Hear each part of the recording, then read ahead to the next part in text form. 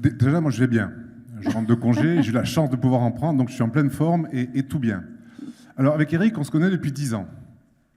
Catherine, un peu plus récemment, mais on se connaît depuis longtemps. Et on s'est connus sur les barricades, face au ministère de la Santé. On avait un adversaire unique, Marisol Touraine. 5 ans. 5 ans de maltraitance institutionnelle. Pendant 5 ans, c'était moins 10 de budget pour le public, pour le privé. Lorsque mes salariés, mes collaborateurs venaient me voir, monsieur, l'augmentation annuelle, c'est zéro. Ben, j'ai pas d'argent, c'est zéro. Le public, c'était pareil, c'est zéro. L'investissement, il n'y en a pas. Et pendant 5 ans, on s'est battu. Et finalement, on n'était pas si mal que ça. Parce qu'on ne se posait pas des questions autres sur le bien-être, la bien-traitance. On était dans la maltraitance. Bon, Agnès Buzyn est arrivée. Sourire, soulagement, écoute. 2 ans. Puis le Covid. Le Covid avec le rôle fondamental des soignants. 20 heures, vous vous rappelez, magique. Puis le Covid est passé et on a oublié les soignants.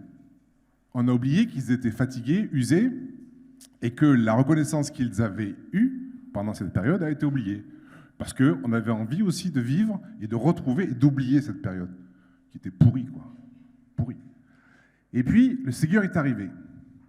On est passé de 190 milliards d'euros de dépenses de sécurité sociale, médecine de ville, hospitalière, à 240.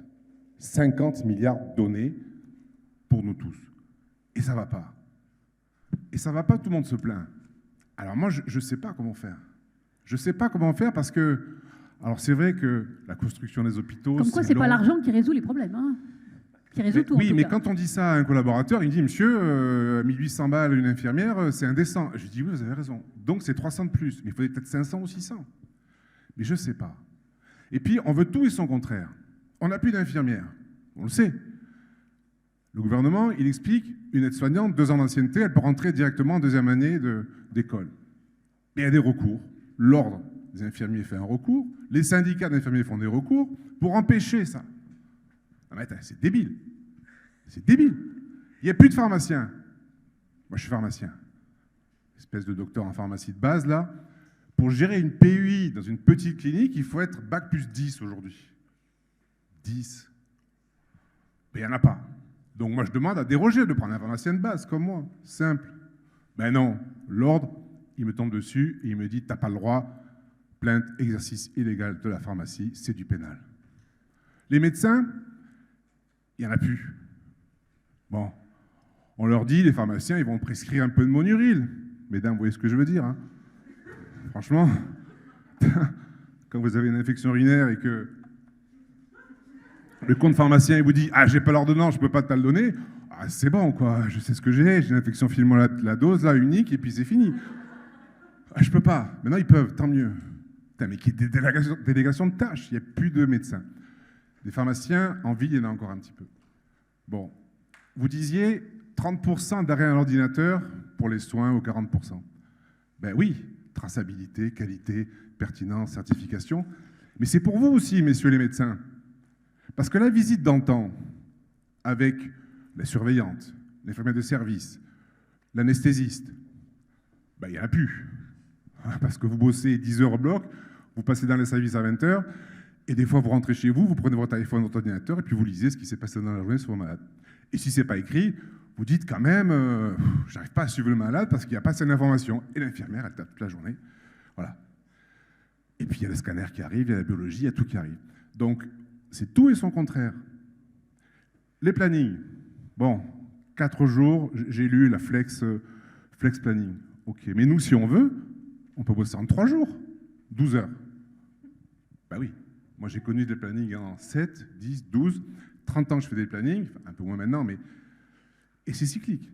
Un coup, on te dit 7 heures, ben, j'ai pas le temps de faire autre chose que de venir bosser parce que je bosse tous les jours. 10 heures, c'est pas mal, mais finalement, c'est pas top. Et 12 heures, c'est trop long. Donc, on change. On change. Et on revient. Et puis, chaque nouveau chef de service, chaque nouveau directeur de CHU a des super idées, il les met en place, et puis après, il s'en va, et puis après, on change. Parce que nous, on est là. Hein. Nous, le privé, on est bien installé. Et j'entendais tout à l'heure une personne qui disait on ne distribue pas de bénéfices. Nous, on essaye un peu d'en distribuer parce qu'on est privé. Et puis j'assume mon statut de privé. à but lucratif, parce que sans bénéfice, il n'y a pas d'investissement et puis il n'y a pas de travail, quoi. Ce qui nous tue aujourd'hui, c'est cette espèce de budget global que nous avons qui s'appelle la garantie de financement, où les hôpitaux publics et privés ont mis le frein à main parce qu'on touche à la même chose.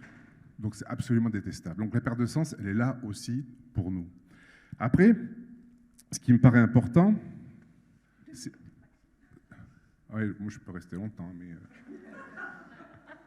Moi j'ai fini ma semaine, moi je fais des semaines de 4 jours. Donc ce soir... Ils font tous des semaines de 4 jours maintenant, partout. Bah oui, enfin, voilà, c'est l'avenir, quoi. Mais je pense que, blague à part, celui qui est manager établissement, qui n'écoute pas ses collaborateurs, qui n'aime pas ses médecins, il faut qu'il change de métier. Si je ne vous aime pas, messieurs, dames, les médecins, je fais autre chose. C'est vous la qualité des soins, les soignants. Moi, je suis un espèce d'administrateur qui fait en sorte que ça se passe bien et qui est, je dirais, de l'harmonie chez moi. Alors moi, ce que je voudrais comme message, c'est de dire, posez-vous la question de ce qui ne va pas chez moi déjà, chez moi, avant de reprocher à l'institution, à l'organisation, que c'est elle qui est défaillante. Qu'est-ce qui ne va pas chez moi? J'ai envie de quoi? Et on va vous le trouver, hein, parce qu'aujourd'hui, on est prêt à tout. Hein. Moi, je n'ai pas de médecin d'urgence, je prends un médecin généraliste qui peut un peu faire des urgences. Excusez-moi, professeur, il ne faut pas le dire, mais quelquefois, on fait bric et broc dans le privé parce qu'il n'y a plus de médecins spécialistes aux urgences. Donc, posez-vous la question, vous, de ce que vous avez envie de faire, et on va trouver la solution collectivement. Et de se dire aussi, moi ça fait vieux de dire ça, mais 30 ans que je fais ce métier, et je trouve que c'est encore le plus beau métier du monde, parce qu'on prend soin de l'autre. Et globalement, quand on va dans nos services, ça se passe bien, quoi.